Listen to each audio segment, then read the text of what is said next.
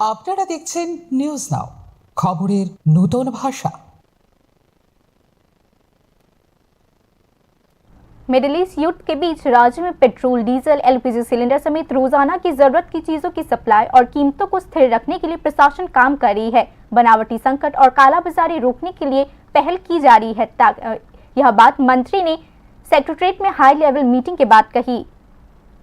Middle east में युद्ध की स्थिति को इंटरनेशनल कच्चे तेल के बाजार में अस्थिरता के मुख्य कारणों में से एक माना जाता है। जब भी ग्लोबल बाजार में सप्लाई चेन में रुकावट की संभावना होती है तो इसका असर इंपोर्ट पर निर्भर इकोनॉमी पर तेजी से पड़ता है, क्योंकि भारत तेल के लिए काफी हद तक इंपोर्ट पर निर्भर करता है। इसीलिए ये डर कि इंटरनेशनल स्थिति का असर देश के एनर्जी मार्केट पर पड़ेगा गलत नहीं है।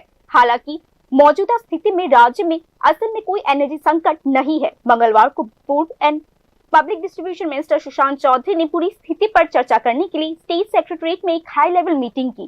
मीटिंग के बाद उन्होंने कहा कि पेट्रोल, डीजल, एलपीजी सिलेंडर और दूसरे पेट्रोलियम प्रोडक्ट का काफी स्टॉक है। सप्लाई सिस्टम भी चालू है।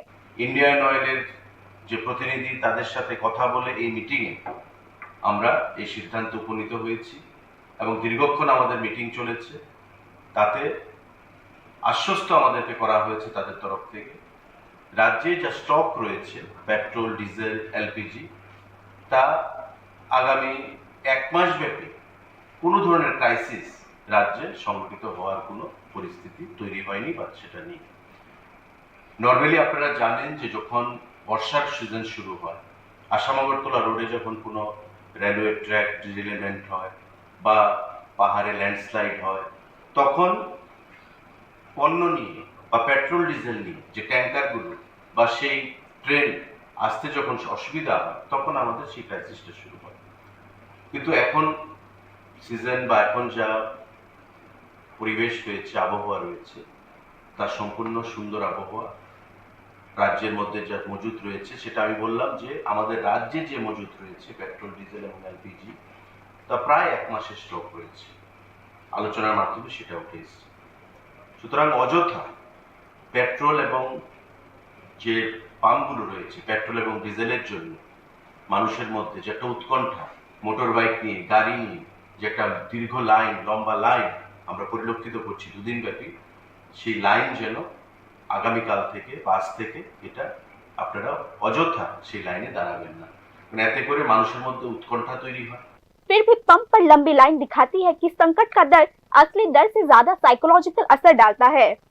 इकोनॉमिक टर्म्स में इसे पैनिक बाइंग कहा जाता है। जब आम आदमी को संभावित प्राइस हाइक या संकट का डर होता है तो वो पहले से ही स्टॉक जमा करने लगता है। नतीजा यह होता है कि अगर कोई असली संकट ना भी होता है तब भी डिमांड पर कुछ असर पड़ता है, जिसका दबाव पड़ता है और मार्केट में अजीब सी स्थिति बन जाती है। यह ट्रेंड अपने आप में एक लगातार चलने वाला साइकिल है जहां पैनिक से और ज्यादा पैनिक बनता है। इसी सिलसिले में सेक्रेटरीट में एक हाई लेवल मीटिंग आयोजित की गई। मीटिंग में मार्केट की स्थिति, स्टॉक की स्थिति और सप्लाई चेन कैपेसिटी का रिव्यू किया गया। एडमिनिस्ट्रेशन ने जमाखोरी और ब्लैक मार्केटिंग के खिलाफ काफी निगरानी के संदेश दिए हैं।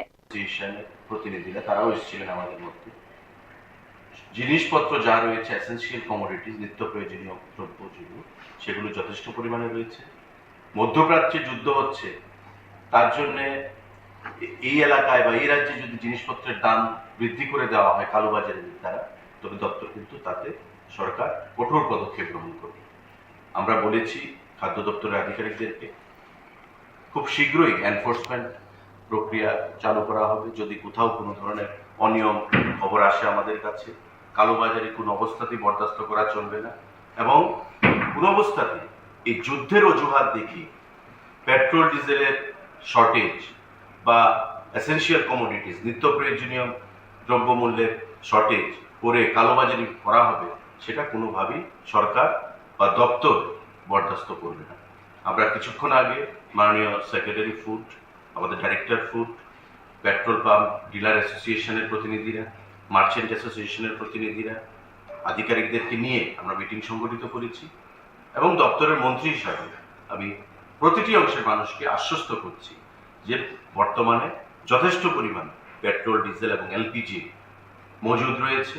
কোথাও কোনো ধরনের শর্টেজ নেই বা দাম বাড়ারও সেখানে চান্স নেই। इतिहास बताता है कि इंटरनेशनल अस्थिरता के समय कुछ बेईमान बिजनेसमैन बनावटी संकट पैदा करके ज्यादा मुनाफा कमाने की कोशिश करते हैं। एक्सपर्ट्स के मुताबिक असली संकट और बनावटी संकट के बीच का फर्क साफ रखना जरूरी हो जाता है। अगर सप्लाई सिस्टम ठीक से काम कर रहा है और अगर सरकारी रिजर्व काफी है तो घबराकर और ज्यादा फ्यूल इकट्ठा करने से हालत में और भी मुश्किल हो सकती है। साथ ही सरकार को जानकारी का ट्रांसपेरेंट फ्लो भी पक्का करना चाहिए ताकि अफवाह या प्रोपेगेंडा लोगों के मन में और कंफ्यूजन ना बढ़ा सके। कुल मिलाकर मिडिल ईस्ट में युद्ध के हालात बेशक ग्लोबल एनर्जी मार्केट में असर डाल सकते हैं, लेकिन अभी राज्य प्रशासन ने कहा है कि राज्य में फ्यूल की सप्लाई नॉर्मल है। हालात किस तरफ मुड़ेंगे ये इंटरनेशनल मार्केट के डायनेमिक्स और घरेलू सप्लाई सिस्टम की एफिशिएंसी पर निर्भर करेगा। ऐसे में अभी के लिए सबसे बड़ी चुनौती असली हालत और जनता के डर के बीच के अंतर को कम करना होगा। Your report, News Now.